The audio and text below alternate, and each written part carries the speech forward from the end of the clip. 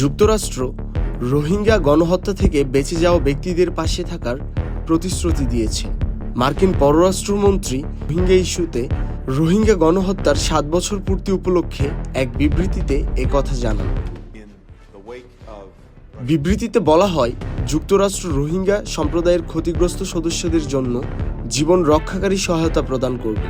বাংলাদেশ ও আশেপাশের অঞ্চলের সংকটে ক্ষতিগ্রস্তদের সাহায্য করার প্রতিশ্রুতি দিয়েছে।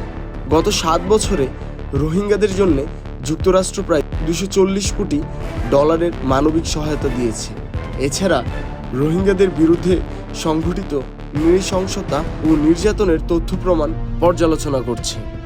মিয়ানমারের জনগণের জন্য একটি গণতান্ত্রিক ও শান্তিপূর্ণ ভবিষ্যতের প্রতি যুক্তরাষ্ট্রের সমর্থন অটুট রয়েছে বলে বিবৃতিতে উল্লেখ করা হয়েছে। উল্লেখ্য, 2017 সালের 25 আগস্ট মায়ানমারের রাখাইন রাজ্যে রোহিঙ্গা মুসলমানদের বিরুদ্ধে দমন অভিযান শুরু হয়, যার ফলে লাখ লাখ রোহিঙ্গা বাংলাদেশে আশ্রয় নিতে বাধ্য হয়।